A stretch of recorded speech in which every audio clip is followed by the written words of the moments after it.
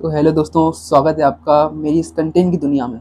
मैं हूं डॉक्टर सागर गुप्ता और आज अपन पढ़ने वाले हैं कोशिका जीवन की इकाई का लेक्चर नंबर 5। तो चलो अपन स्टार्ट करते हैं। देखो, आज अपन पढ़ने वाले हैं मध्यकाय के बारे में, बोले तो मीजोसोम के बारे में। आज अपन पढ़ने वाले हैं मध्यकाय यानी मीजोसोम के बारे में। ठीक है, अपन बात करते हैं तो मीजोसोम की बात करें तो अपन ये यूकैरियोटिक की माइटोकॉन्ड्रिया की समवर्ती होता है। ये किसके समवर्ती होता है? यूकैरियोटिक की माइटोकॉन्ड्रिया की समवर्ती होता है। बोले तो समवर्ती क्या मतलब क्या? तो समवर्ती यानी होता है जिसके कार्य समान होते हैं। समवर्ती ऐसी ऐसे ऐसी संरचना को बोलते हैं जिसके कार्य क्या होते हैं? समान, और जो संरचना होती है वो भिन्न। संरचना क्या होती है? भिन्न। संरचना भिन्न और कार्य समान, उसको अपन क्या बोलते हैं? समवर्ती बोलते हैं। समवर्ती अंग किसको बोलते हैं? जिनके क्या होते हैं? कार्य समान और संरचना भिन्न होती है, उनको हम समवर्ती अंग बोलते हैं। तो यूकैरियोटिक कोशिका की जो यूकैरियोटिक कोशिका होती है उसकी जो माइटोकॉन्ड्रिया होती है, जो अपन अपने कोशिका के अंदर जो माइटोकॉन्ड्रिया पाई जाती है, उसकी जो उसकी समवर्ती होती है कौन? मीजोसोम। मीजोसोम यानी मध्यकाय।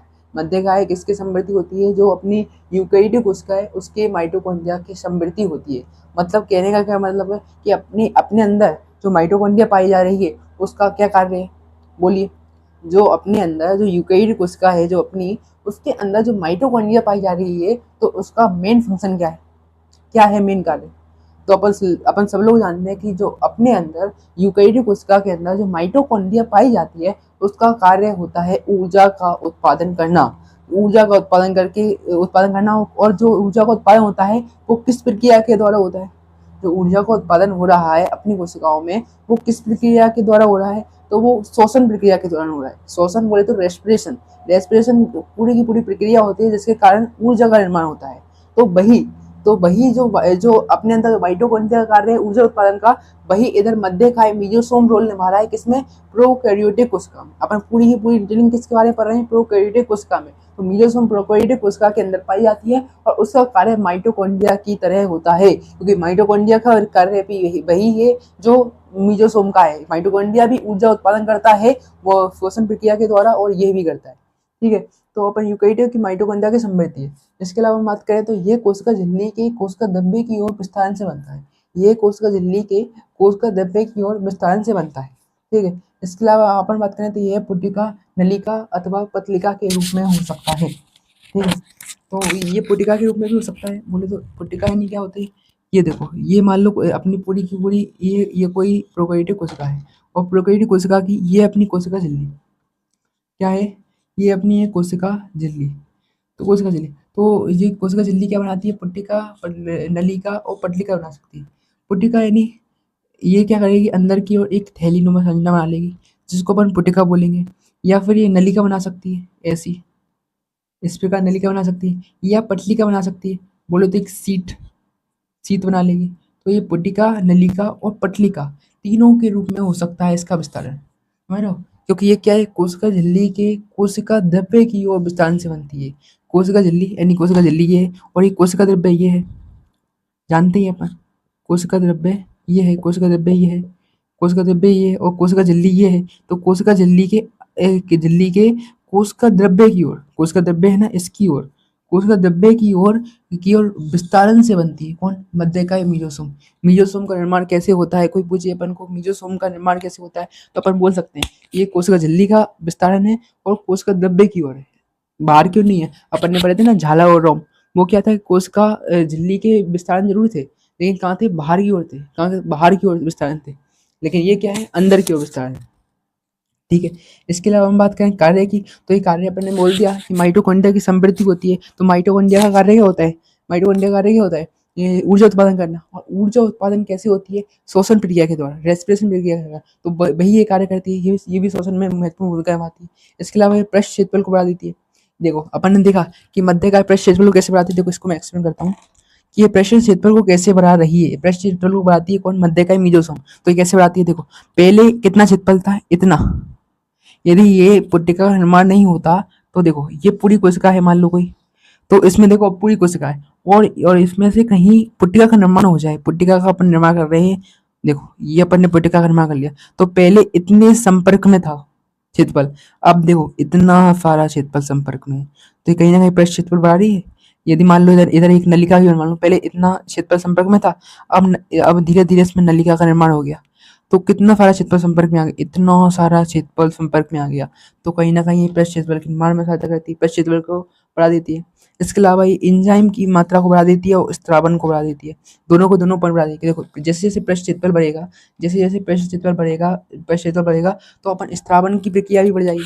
पृष्ठ क्षेत्रफल समानुपाती होता है स्त्रावन के, जितना ज़्यादा पृष्ठ क्षेत्रफल होगा उतना ज़्यादा स्त्रावन होगा, तो पृष्ठ क्षेत्रफल बढ़ जाता है, जिसके कारण स्त्रावन बढ़ जाता है और एंजाइम की मात्रा भी बढ़ जाती है। कहीं ना कहीं स्त्रावन ज़्यादा होगा तो एंजाइम की मात्रा भी अपन को ज़्यादा आवश्यकता होगी। अपने पास क्षेत्रफल ज़्यादा है तो अपने पास एंजाइम ज़्यादा होंगे, अपने पास क्षेत्रफल कहीं ना कहीं, अपने पास जमीन ज़्यादा है तो अपन को एंजाइम की भी ज़्यादा आवश्यकता होगी, एंजाइम ज़्यादा होंगे तो स्त्रावन भी ज़्यादा होगा कहीं ना कहीं। समझ रहे हो कि एंजाइम का कार्य ही क्या होता है, स्त्रावन करना, तो अपने पास क्षेत्रफल ज़्यादा तो एंजाइम ज़्यादा, एंजाइम ज़्यादा तो स्त्रावन ज़्यादा, प्रेशर क्षेत्रफल ज़्यादा तो एंजाइम ज़्यादा, एंजाइम ज़्यादा तो स्त्रावन ज़्यादा। तो देखो स्त्रावन का भी कराते हैं। इसके अलावा एक कोशिका भित्ति के संश्लेषण में भी सहायता करती है। कौन? मीजोसोम। मीजोसोम का कार्य है कोशिका भित्ति का संश्लेषण करना, निर्माण करना, फॉर्मेशन करना। ये कैसे करती है? ये पॉइंट मैं बताने वाला हूँ ना, बहुत सारे कोचिंग वालों को, बहुत सारे एक्सपीरियंस सर को भी नहीं पता होगा। ये मैंने बहुत ही गहन अध्ययन से निकाला है। कोशिका भित्ति के निर्माण में कैसे सहायता करती है, किसी सर से पूछ लेना कि ये मीजोसोम का कार्य है, तो हर कोई पढ़ाता है कि कोशिका भित्ति का संश्लेषण में सहायता है, लेकिन कैसे कैसे कैसे कोशिका भित्ति का संश्लेषण करती है मीजोसोम, कैसे सहायता करती है, तो मैं बताता हूँ उसका कारण। तो देखो कोशिका भित्ति के संश्लेषण में ये कैसे सहायता करती है, ये कोशिका भित्ति के संश्लेषण के लिए अपन अपन को पता है कि जो प्रोकैरियोटिक कोशिका होती है उसमें कोशिका भित्ति होती है, वो बनी होती है पेप्टिडोग्लाइकिन की। अपन ने पहली क्लास में पढ़ा था, जो पिछली क्लास थी, लास्ट क्लास थी, उसमें अपन ने पढ़ा था कि ये जो कोशिका भित्ति का संश्लेषण होता है उसमें के लिए अपन को आवश्यकता होती है दो चीज़ों की। कौन कौन सी? एक तो शर्करा की आवश्यकता होती है और एक अमीनो अम्ल की आवश्यकता होती है, और दोनों के दोनों मिलकर पेप्टिडोग्लाइकिन का निर्माण करते हैं। किसका निर्माण करते हैं? पेप्टिडोग्लाइकिन का। तो ये जो मीजोसोम है, इसमें ऐसे एंजाइम पाए जाते हैं, अपन ने बताया ना कि इसमें एंजाइम की मात्रा बहुत अधिक है, तो इसमें ऐसे एंजाइम पाए जाते हैं जो पेप्टिडोग्लाइकन है, जो कोशिका भित्ति के निर्माण में सहायक है, उसके निर्माण में सहायक होते हैं। क्या क्या बोला मैंने? कि जो मीजोसोम है, मीजोसोम के अंदर एक कुछ ऐसे एंजाइम पाए जाते हैं जो कि पेप्टिडोग्लाइकिन के निर्माण में सहायता करता है, और पेप्टिडोग्लाइकिन की ही कोशिका भित्ति बनी होती है प्रोकैरियोटिक कोशिका की। इसलिए अपन बोलते हैं कि जो यह कोशिका भित्ति के निर्माण में भी सहायता करती है, क्योंकि कोशिका भित्ति बनी है पेप्टिडोग्लाइकिन की, और पेप्टिडोग्लाइकिन के निर्माण में सहायता करता है जो एंजाइम, वो मीजोसोम के अंदर पाया जाता है।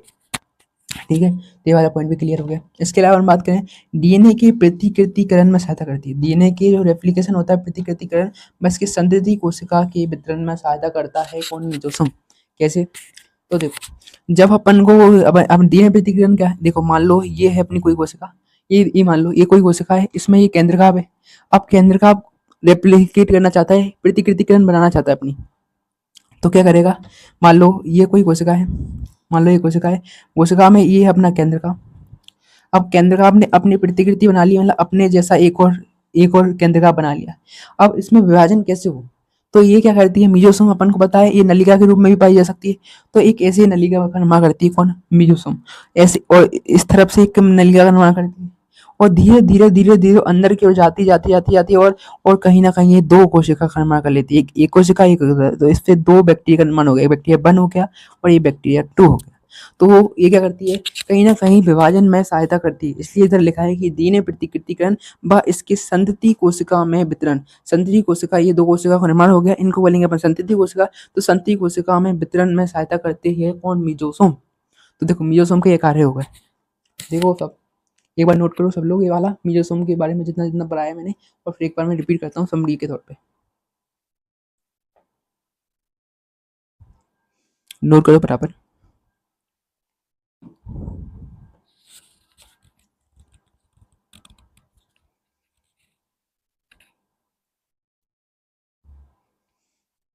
एक बार रिपीट करता हूँ, किसी को समझ में नहीं आया तो नोट करो पहले।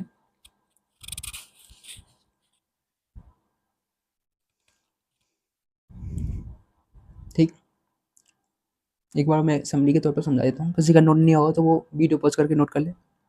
देखो, अपन बात कर रहे थे मीजोसोम की, बोले तो मध्यकाय की। तो मध्यकाय का क्या काम है, देखो पहले अपन ने बोला कि ये यूकैरियोटिक की माइटोकॉन्ड्रिया की समृद्धि होती है। यूकैरियोटिक की माइटोकॉन्ड्रिया का कार्य मतलब समृद्धि का मतलब क्या होता है कि कार्य समान और उत्पत्ति भिन्न, बोले तो संरचना भिन्न। उत्पत्ति भिन्न होती है, संरचना भिन्न होती है, लेकिन कार्य समान होता है। ऐसी अंगों को समृद्धि अंग कहते हैं। तो ये माइटोकॉन्ड्रिया की समृद्धि है। किसकी समृद्धि है? माइटोकॉन्ड्रिया की समृद्धि है, क्योंकि माइटोकॉन्ड्रिया का कार्य भी ऊर्जा का उत्पादन करना है श्वसन प्रक्रिया के द्वारा, और इसका कार्य भी क्या है? ऊर्जा उत्पादन श्वसन प्रक्रिया के कारण। इसलिए ये यूकैरियोटिक कोशिका की माइटोकॉन्ड्रिया की समृद्धि होती है। पहला पॉइंट क्लियर। दूसरा पॉइंट में क्या बोल रहा है, ये कोशिका झिल्ली के कोशिका द्रव्य की ओर विस्तारण से बनती है। तो बिल्कुल सही पॉइंट है। ये कोशिका झिल्ली, ये अपनी कोशिका झिल्ली है। ये देखो ग्रीन पेन से कोशिका झिल्ली बनाई है। कोशिका झिल्ली के कोशिका द्रव्य, ये अंदर का पूरा जितना भी है ये कोशिका द्रव्य है। ये पूरा का पूरा क्या है? कोशिका द्रव्य है। कोशिका ही कोशिका द्रव्य है। कोशिका द्रव्य ही कोशिका द्रव्य है।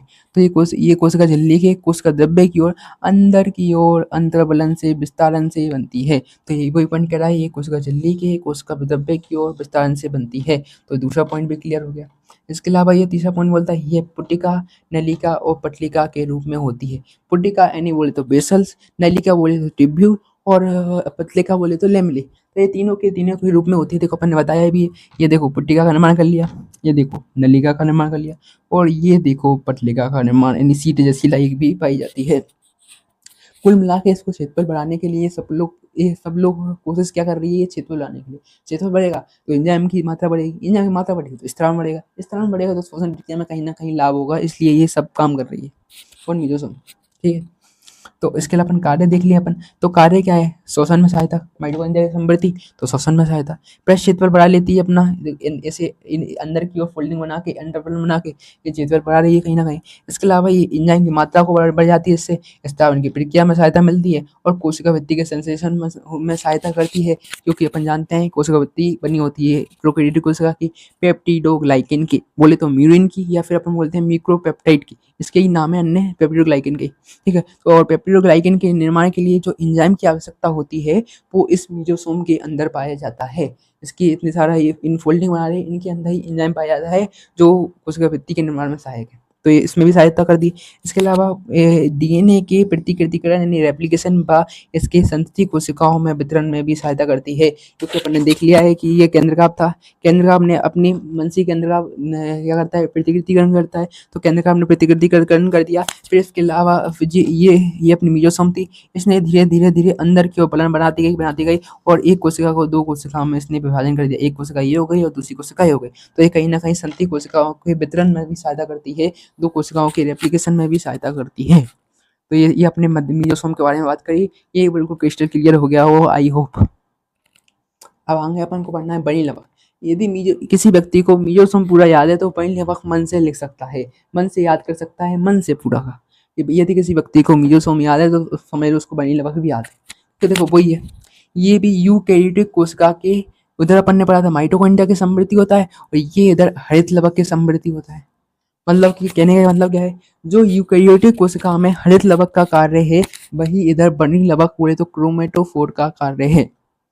अब सागर भैया आप बताओ कि हरित लवक का कार्य क्या है?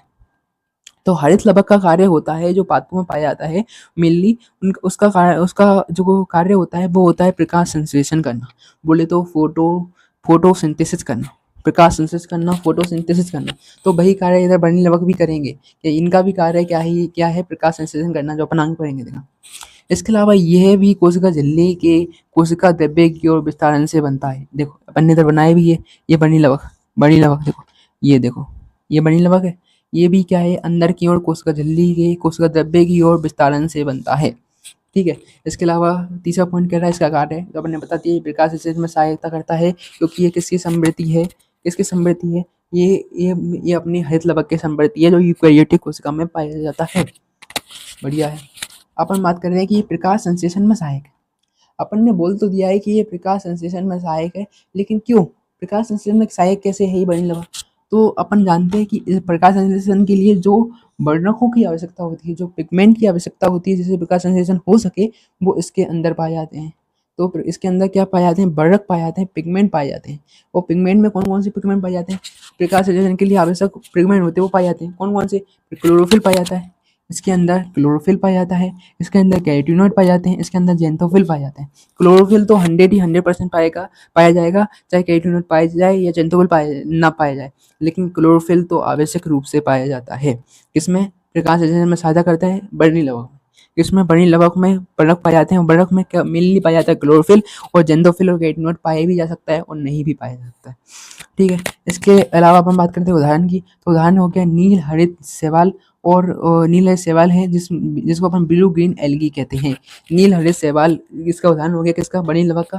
और बनी लवक में वही जीवाणु आएंगे, वही शैवाल आएंगे जो कि प्रकाश संश्लेषण कर सकते हैं। तो प्रकाश संश्लेषी जितने भी जीवाणु हैं, प्रोकैरियोटिक जितने भी शैवाल हैं, सब में मिलनी बनी लवक पाया जाता है, और उसको अपन क्रोमेटोफोर भी कहते हैं बनी लवक को। तो कौन कौन से एग्जाम्पल हो गए? एक ही एग्जाम्पल दिया है एनसीईआरटी वालों ने, नील हरित शैवाल, ब्लू ग्रीन एल्गी, जो कि प्रकाश संश्लेषी प्रोकैरियोटिक है। क्या कौन सा प्रोकैरियोटिक है? प्रकाश संश्लेषी प्रोकैरियोटिक है।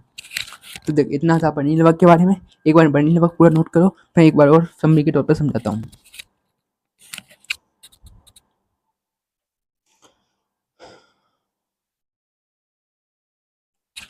लीजिए देखो, मीजोसोम जिसको याद है उसको बर्नी लवक में कहीं दिक्कत नहीं आई होगी। एक बार आपको मीजोसोम अच्छे से समझना है और अच्छे से याद करना है, तो आपको बर्नी लवक बिल्कुल ईजी लगेगा। नोट हुआ?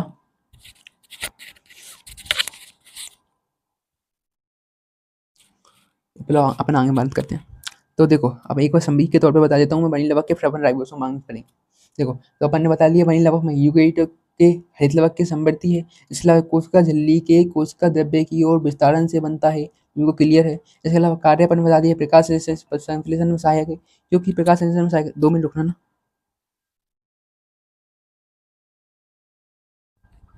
ठीक है, क्लियर ना? तो हेलो, माइक टेस्टिंग 1 2 3। ठीक आ रही है आवाज़ तो? इसके अलावा हम बात करें तो कार्य की, तो ये प्रकाश संश्लेषण में सहायक है। इसके अलावा प्रकाश संश्लेषण में सहायता कैसे कर पाता है? क्योंकि इसमें बर्नक पाए जाते हैं, बर्नक पाए जाते हैं जो प्रकाश संश्लेषण के लिए आवश्यक हैं। तो कौन से बर्नक हैं जो प्रकाश संश्लेषण के लिए आवश्यक हैं? तो वो हैं क्लोरोफिल, कैरोटीनॉइड और जेंथोफिल। ठीक है। इसके अलावा उदाहरण की बात करें तो नील हरित शैवाल में ये बर्नी लवक पाया जाता है, जो कि एक प्रकाश संश्लेषी प्रोकैरियोटिक है। प्रकाश संश्लेषी प्रोकैरियोटिक कौन है? नील हरित शैवाल, ब्लू ग्रीन एल्गी, जिसमें बर्नी लवक पाए जाते हैं, बोले तो क्रोमेटोफोर पाया जाता है। तो इतना सा है इसके बारे में। यदि मीजोसोम याद है तो बर्नी लवक अपने आप याद हो गया होगा। अब आगे चलते हैं अपन राइबोसोम पे। आगे राइबोसोम जिसको अपन प्रोटीन फैक्ट्री कहते हैं, राइबोसोम के बारे में अपन बात करने जा रहे हैं। ठीक है। तो राइबोसोम क्या है? झिल्ली रहित कोशिकांग है। ये अपन ने पिछली क्लास में ही पढ़ा है, और पुरानी क्लास में अपन ने पढ़ रखा है कि राइबोसोम क्या है? झिल्ली रहित कोशिकांग है। झिल्ली रहित कोशिकांग मतलब किसी भी प्रकार की झिल्ली से नहीं घिरा होता है, ये स्वतंत्र रूप से पाया जाता है।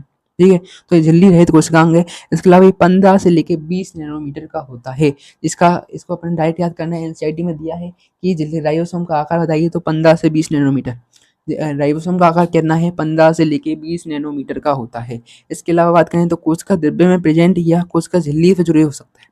ये कोशिका द्रव्य में प्रेजेंट हो सकता है, क्योंकि देखो अपन को पता चल गया कि राइबोसोम क्या है? झिल्ली रहित कोशिकांग है। कैसा है? झिल्ली रहित कोशिकांग है। तो ये देखो स्वतंत्र रूप से ही पाया जा सकता है या फिर झिल्ली से जुड़ सकता है। तो देखो, वही वही पॉइंट बोल रहा है, ये कोशिका द्रव्य में प्रेजेंट या कोशिका झिल्ली से जुड़े होते हैं। इसके अलावा ये 70S प्रकार का राइबोसोम है। 70S प्रकार का राइबोसोम पाया जाता है। अपन ये पहले ही पढ़ चुके हैं कि जो प्रोकैरियोटिक कोशिका होती है उसमें केवल और केवल 70S प्रकार का राइबोसोम पाया जाता है, जबकि जो यूकैरियोटिक कोशिका होती है उसमें 70S और 80S दोनों प्रकार के राइबोसोम पाए जाते हैं। तो अपन अपन अभी बात कर रहे हैं प्रोकैरियोटिक कोशिका की, तो इसमें कौन सा राइबोसोम पाया जाएगा? 70S प्रकार का राइबोसोम पाया जाएगा। ठीक है। इसके अलावा 70S प्रकार के राइबोसोम की अपन को पता है कि 70S प्रकार का राइबोसोम होता है, उसमें 2 उप इकाई होती हैं, एक होती है 30S और एक होती है 50S। एक 30S और एक होती है 50S। और इसमें S क्या है? तो S है इसमें अपसाधन गुणांक को बताता है, बोले तो फ्रीडबर्ग इकाई को बताता है, या इंग्लिश में बोले तो सेडिमेंटेशन कोफिशिएंट को बताता है। कौन? S क्या है इधर? अपसाधन गुणांक है, या फ्रीडबर्ग इकाई बोल दो, या सेडिमेंटेशन कोफिशिएंट बोल दो इंग्लिश में। ठीक है। इसके अलावा कोई बहुत सारे बच्चों के दिमाग में आया होगा, सर ये तो 30S और 50S मिला के 80S होगा, तो आपने इधर तो लिखा था 70S प्रकार का राइबोसोम, ये क्या चक्कर है? तो देखो, वो ये चक्कर है, जब एक वैज्ञानिक था स्वीडबर्ग इकाई इसलिए बोलते हैं कि स्वीडबर्ग का एक वैज्ञानिक था, उसने अपनी मशीन में जो एक कॉफिशिएंट की मशीन थी, सेडिमेंटेशन कॉफिशिएंट की मशीन थी, उसके अंदर उसने देखा कि जो राइबोसोम जो 30S प्रकार का जो उप इकाई है राइबोसोम की, वो 30S ऐसे इधर इकाई है, एक यूनिट है, एस क्या है इधर, इकाई है, यूनिट है, स्वीट बर्ड इकाई है ना, एक इकाई है, यूनिट है। तो जो जो छोटी उप इकाई है राइबोसोम की टी सेल्स, वो 30 सेडिमेंटेशन कोफिशिएंट पे जम जा रही थी, और जैसे ही उसने अपनी राइबोसोम की बड़ी उप इकाई को डाला तो वो 50s पे रुक गई, मतलब उसका 50s पे उसकी परत बन गई, सेडिमेंटेशन बन गया। जबकि उसने पूरी की पूरी दोनों जब इकाइयों को डाला, 30s और 50s पूरे के पूरे राइबोसोम को डाला, तो वो 70s पर क्या होती है, जम जाती है, बोले तो ऊपर की ओर परत बना लेती है। ठीक है, तो ये अपन जोड़ के नहीं होगा, ये अपन सोचे कि 30 और 50 तो 80 होता है, तो ये 70s पे अगर राइबोसोम कैसे हो रहा है, तो उसका ये चक्कर नहीं है, उसको इकाई का चक्कर है उसमें। ठीक है, तो उसमें मशीन के कारण हुआ था ये सब। तो ये अपन को ये नहीं करना है कि प्लस करके अपन देखें कि 30 और 50 तो 80 होते हैं, तो 70 गलत लिख दिया है। तो ये ऐसा कुछ नहीं है, एनसीईआरटी में ऐसा ही दिया है कि ये 70s है और ये 30s और ये 50s है। ठीक है, तो 30 और 50 अपन जोड़ नहीं सकते क्योंकि ये सेडिमेंटेशन कोफिशिएंट के आधार पर है। ठीक है, इसके अलावा हम बात करें बहुराइबोसोम की। बहुराइबोसोम क्या होता है, एक एमआरएनए, सिंगल एमआरएनए तथा कई सारे राइबोसोम। जब एक एमआरएनए होता है, अपन आगे चलेंगे जेनेटिक्स पढ़ेंगे ना, तो अपन एमआरएनए के बारे में पूरी डिटेलिंग करेंगे। तो जो एमआरएनए होता है, जो मैसेंजर आरएनए होता है, मैसेंजर आरएनए होता है, बोले तो संदेश वाहक आरएनए होता है, उसमें यदि बहुत सारे राइबोसोम आकर जुड़ जाए, यदि एक एमआरएनए है, एक मैसेंजर आरएनए है, एक संदेश वाहक आरएनए है, उसके ऊपर बहुत सारे राइबोसोम आकर जुड़ जाएं, तो वो निर्माण करते हैं बहुराइबोसोम का, जिसको अपन बोलते हैं पॉलीसोम। ठीक है, तो इसके अलावा बहुराइबोसोम का निर्माण करते हैं। इसके अलावा राइबोसोम को अपन ने पहले ही डिस्कशन किया है कि इसका कार्य है प्रोटीन निर्माण, बोले तो अनुवाद में सहायता करता है। ये अनुवाद क्या होता है, ट्रांसलेशन क्या होता है, ये आगे अपन जेनेटिक्स वाले अध्याय में पढ़ेंगे। तो अभी के लिए याद रखो कि ये प्रोटीन निर्माण में सहायता करता है, या बोले तो अनुवाद में सहायता करता है, कौन, राइबोसोम। एक बार ये नोट करो, एक बार इसको समरी के तौर पर समझाता हूँ, और जिसको ये 70s और ये फिर 30s और 50s वाला कॉन्सेप्ट क्लियर ना हुआ हो, उसको एक बार मैं समझाने की कोशिश करता हूँ, इसको नोट करो एक बार।